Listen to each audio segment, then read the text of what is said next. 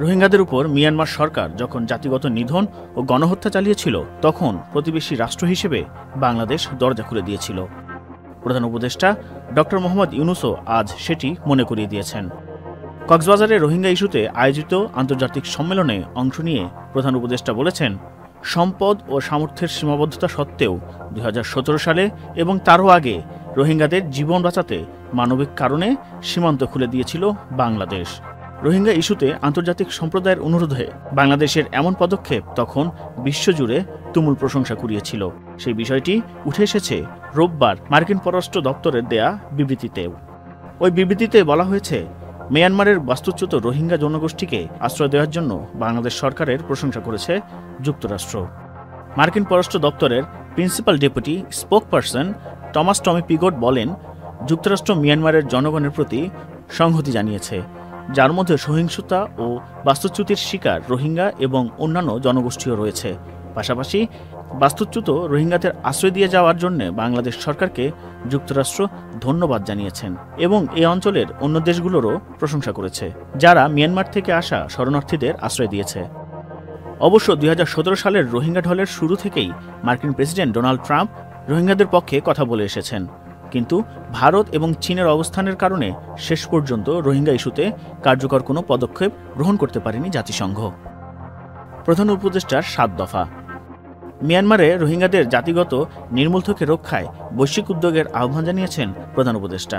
এ সময় তিনি রোহিঙ্গা প্রত্যাবাসন ও সংকট সমাধানে 7 দফা প্রস্তাব ঘোষণা করেন। দফাগুলো হল, রোহিঙ্গাদের নিরাপদ প্রত্যাবাসন, দাতা সংস্থার অব্যাহত সহায়তা, রোহিঙ্গাদের প্রতি সব ধরনের সহিংসতা বন্ধ, রোহিঙ্গা ইস্যুতে আলোচনার প্ল্যাটফর্ম স্থাপন, আসিয়ান ও প্রতিবেশী দেশসহ আন্তর্জাতিক মহলের সহায়তা, জাতিগত নিধনের বিরুদ্ধে অবস্থান, রোহিঙ্গাদের প্রতি সহিংসতার বিচার নিশ্চিত করা। আরাকান আর্মি কতটা গুরুত্বপূর্ণ? প্রধান উপদেষ্টা কক্সবাজারের আন্তর্জাতিক সম্মেলনে বলেছেন, রোহিঙ্গাদের জাতিগত নির্মূলের ভয়াবহ পরিকল্পনার বাস্তবায়ন থেকে সশস্ত্র ঘাতকদের থামানো আমাদের নৈতিক দায়িত্ব। মিয়ানমার সরকার ও আরাকান আর্মিকে নিশ্চিত করতে হবে যাতে আর কোনো রোহিঙ্গা বাংলাদেশে প্রবেশ না করে। রোহিঙ্গা ঢল ঠেকানো এবং প্রত্যাবাসনে মিয়ানমার সরকারের পাশাপাশি আরাকান আর্মিও যে এখন গুরুত্বপূর্ণ ফ্যাক্টর, প্রধান উপদেষ্টার বক্তব্যে তা প্রতীয়মান। এ সশস্ত্র সংগঠনটি এখন রাখাইনে অধিকাংশ শহর নিয়ন্ত্রণ করছে, যেখানে জান্তা সরকারের সাথে তারা প্রতিনিয়ত যুদ্ধ করে যাচ্ছে। এর ফলে রোহিঙ্গা প্রত্যাবাসনে আরাকান আর্মির সাথেও যোগাযোগ রেখে আসছে বাংলাদেশ।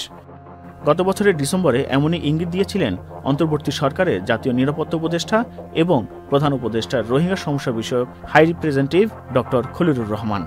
তবে আরাকান আর্মি রোহিঙ্গা প্রত্যাবাসনে অতটা ইতিবাচক নয় বলে জানা গেছে। বাংলাদেশে আর কোনো রোহিঙ্গা যেন প্রবেশ না করে, প্রধান উপদেষ্টা আরাকান আর্মিকে সেটি নিশ্চিত করার কথা বলায় বৈশ্বিক আলোচনার টেবিলে রোহিঙ্গাদের অধিকার নিশ্চিত হবে বলেই ধারণা করা হচ্ছে। জাতিসংঘের রোহিঙ্গা ইস্যুতে সম্মেলন। রোহিঙ্গা ইস্যু বৈশ্বিক নানা ডামাডোলে অনেকটাই জৌলুস হারিয়েছিল। চাপা পড়েছিল মিয়ানমার থেকে রোহিঙ্গাদের ঝরা তাজা রক্ত ও চোখের পানি। প্রধান উপদেষ্টা ডক্টর মোহাম্মদ ইউনূস ক্ষমতায় গ্রহণের পর বিশ্ব দরবারে কিছুটা হলেও পুনর্জীবিত হয়েছে রোহিঙ্গা ইস্যু। জাতিসংঘ মহাসচিবও বেশ কয়েকদিন বাংলাদেশে অবস্থান করে রোহিঙ্গা সমাবেশে যোগ দিয়েছিলেন। এরপর থেকেই নতুন করে আলোচনায় আসে রোহিঙ্গাদের মিয়ানমারে প্রত্যাবাসনের বিষয়। যদিও জাতিসংঘ মহাসচিব ও প্রধান উপদেষ্টার রোহিঙ্গা প্রত্যাবাসনের আশ্বাস শতভাগ পূর্ণতা পায়নি, তবে বিষয়টি আন্তর্জাতিক সম্প্রদায়ের নজরে আছে এটি বলা যায়। এরই ধারাবাহিকতায় কক্সবাজারের রোহিঙ্গা বিষয়ক আন্তর্জাতিক সম্মেলন থেকে জানানো হয়, সংকট মোকাবেলায় আগামী 30 সেপ্টেম্বর জাতিসংঘে রোহিঙ্গা ইস্যুতে বিশ্বের সবচেয়ে বড় সম্মেলন অনুষ্ঠিত হবে, যেখানে 170টি দেশ অংশ নেবে। এই সম্মেলন রোহিঙ্গা জনগোষ্ঠীর নিরাপদ ও সম্মানজনক প্রত্যাবাসনে কতটা কার্যকর ভূমিকা রাখতে পারে সেটাই এখন দেখার বিষয়। তবে বিশ্ব সম্প্রদায়কে মিয়ানমারের নাগরিকদের মিয়ানমারে ফেরাতেই হবে, যে কোনো মূল্যে। জাকিরুল ইসলাম, চ্যানেল আই অনলাইন।